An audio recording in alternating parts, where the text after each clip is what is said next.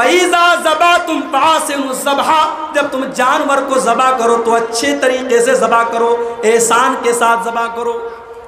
अपनी छुरी को तेज कर लो, जानवर को आराम पहुंचाओ। छुरी ऐसी ना हो कि तड़पा तड़पा के जानवर को कत्ल करो। छुरी आपकी तेज हो और जानवर के सामने आप छुरी ना तेज करें, पहले से तेज करके रखें। ये एहसान है, इस्लाम इसकी तालीम देता है।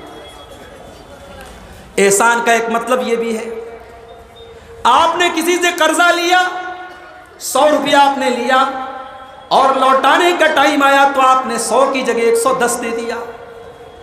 सामने वाले ने आपसे नहीं कहा था, अगर उसने तय करके आपको दिया था तब तो वो इंटरेस्ट हो जाएगा, ब्याज हो जाएगा। उसने आपसे कोई शर्त नहीं रखी थी, लेकिन आपने अपनी तरफ से बढ़ा करके दे दिया, ये भी एहसान है। अल्लाह ताला तुम्हें अदल का हुक्म देता है, तुम्हें एहसान का हुक्म देता है। और तीसरी चीज वह ईताई ज़िल कुर्बा, और अल्लाह ताला तुमको अपने रिश्तेदारों को देने का हुक्म देता है। क्या देना है? अल्लाह ने इसको मेंशन नहीं किया। देने का हुक्म देता है। जो दे सकते हो तुम दे दो। पैसा दे सकते हो पैसा दे दो, इज्जत दे सकते हो इज्जत दे दो। कुछ नहीं दे सकते तो अपने रिश्तेदारों के सुख और दुख में शामिल तो हो सकते हो। इस्लाम के अंदर रिश्तेदारी का बहुत बड़ा हक है। हमारी जो नई नस्ल है, अल्लाह माफ़ करे, कितने लोगों को तो पता भी नहीं कि उनके खानदान के कौन कौन लोग हैं, कहाँ कहाँ बसे हुए हैं। एक आदमी बरहेट में रहता है, उसके कुछ रिश्तेदार ललमटिया में हैं, कुछ रिश्तेदार कदमा में हैं, कुछ कहीं है कुछ कहीं है। उसको मालूम भी नहीं कि हमारे रिश्तेदार कहाँ हैं। खास तौर से जो बड़े बड़े शहर हैं, मुंबई वगैरह में, जहाँ फ्लैटों में लोग रहते हैं, एक बिल्डिंग में 20-20 मंजिल है और हर मंजिल पर 4-4 फ्लैट हैं, लेकिन एक फ्लैट वाले को अपने बाजू वाले की कोई खबर नहीं होती। इस्लाम इसकी तालीम नहीं देता मेरे भाई। आप अपने रिश्तेदारों का ख्याल रखिए। वह आतिज़ल कुर्बा हक़्क़हू, अल्लाह कहता है कि अपने रिश्तेदार को तुम उसका हक दो। अगर आप अपने रिश्तेदार की मदद कर रहे हो, उसके काम आ रहे, कोई एहसान नहीं कर रहे आप, आपके माल में उसका हक था, आपने उसका हक उसको दिया है, आपने कोई एहसान नहीं किया है। आज हालात क्या है? भाई भाई से नाराज है, चचा भतीजे से नाराज है, बाप बेटे में मुकदमा चल रहा है। ओ लोगों, ये चीज़ें ख़त्म कर दो, कुछ लेके नहीं जाना है। एक हादसा आएगा और आपको दुनिया से दूर कर देगा। एक बीमारी आएगी और आपको अल्लाह के पास लेके चली जाएगी। 4 दिन की ज़िंदगी है, अपनी ज़ात के ज़रिए दूसरों का जो भला कर सकते हो भला करके इस दुनिया से जाओ। रिश्तेदारों के साथ अच्छा सलूक करो, रिश्तेदारों से रिश्ता तोड़ने की कोशिश न करो। आप हर खुतबे में सूरह निसा की पहली आयत सुनते होंगे, वत्तकुल्लाहल्लज़ी तसाअलून बिही वल अरहाम। ओ लोगो, तुम अल्लाह से डरो, इसका नाम लेकर के तुम एक दूसरे से सवाल करते हो, और रिश्तों को काटने से, रिश्तों को तोड़ने से डरो। रिश्ता तोड़ने वाला जन्नत में नहीं जाएगा। अल्लाह के नबी फरमाते, ला यदखुलुल जन्नता कातिउन, रिश्ता तोड़ने वाला जन्नत में नहीं जाएगा। रिश्तेदारों के साथ अच्छा सलूक करो। बुखारी के अल्फाज हैं, अल्लाह के नबी फरमाते, मन अहब्बा युनसा लहू फी असरिही व युसत लहू फी रिज़्क़िही फलयसिल रहीमा। जो ये चाहता है कि उसकी उम्र को बढ़ा दिया जाए, उसकी उम्र तो 30 साल थी, अगर वो ये चाहता है कि 35 साल हो जाए, उसकी रोज़ी तो 1 लाख थी, अगर वो चाहता है कि 1 करोड़ हो जाए। मैं मिसाल दे रहा हूँ। अल्लाह के नबी फरमाते, अगर उम्र बढ़ाना चाहते हो, अगर रोज़ी बढ़ाना चाहते हो, तो अपने रिश्तेदारों के साथ अच्छा सलूक करो। अच्छा, यहाँ पर एक सवाल पैदा होता है, भाई अब्दुल गफ्फार साहब की उम्र अल्लाह ताला क्या तकदीर में लिखी है कि ये मिसाल के तौर पे 40 साल 50 साल जिंदा रहेंगे। अब अगर मैं अपने रिश्तेदार के साथ भलाई करता हूँ तो मेरी उम्र कैसे बढ़ जाएगी? तकदीर तो लिखी जा चुकी है, तकदीर तो फाइनल है। तो ये बात नोट कर लीजिए कि तकदीर के अंदर अल्लाह ताला ने यह भी लिखा है कि अगर ये अपने रिश्तेदारों के साथ भलाई करेगा तो इसकी उम्र को एक्सटेंड कर दिया जाएगा, नहीं करेगा तो एक्सटेंड नहीं किया जाएगा। ये भी हमारी तकदीर में मेंशन कर दिया गया है।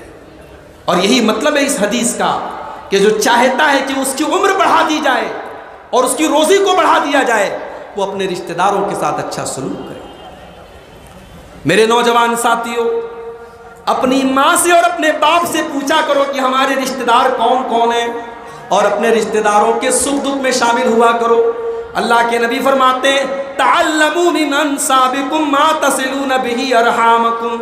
अपने रिश्तेदारों को पहचानो ताकि तुम उनके साथ सिला रहमी करो, उनके साथ रिश्तों को जोड़ा करो, इसलिए कि इससे खानदान में मोहब्बत बढ़ती है और माल में बरकत होती है, उम्र में बरकत होती है।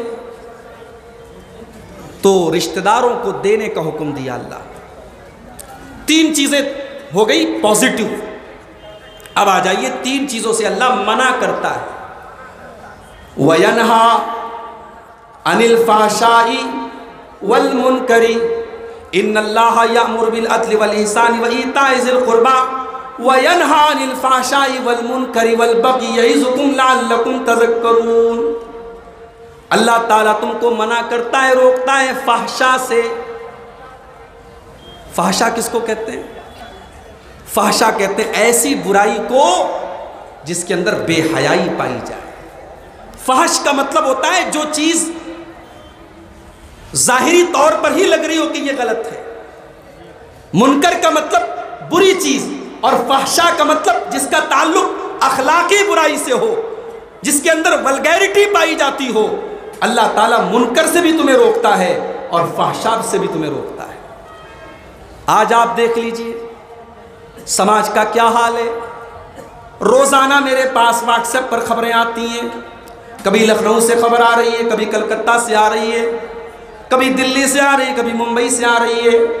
कितनी मुसलमान लड़कियां जो कॉलेजों और यूनिवर्सिटीज़ में पढ़ती हैं, नाम है सानिया, नाम है शबाना, नाम है रेहाना, और किसी सुरेश और रमेश और संजय के साथ उनका चक्कर चल रहा है, और उनके साथ फिर भाग करके वो शादी करती हैं, और फिर उनके धर्म के अंदर जा करके वो उनके मजहब को कबूल कर लेती हैं।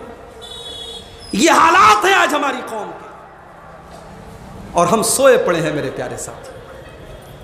अपनी बच्चियों का ख्याल रखो मेरे भाइयों, अपनी बेटियों को पढ़ाओ, उनको तालीम दो, मगर उनको ये शऊर भी दो कि कोई प्यार और मोहब्बत के नाम पर उनको अपने जाल में ना फंसा सके।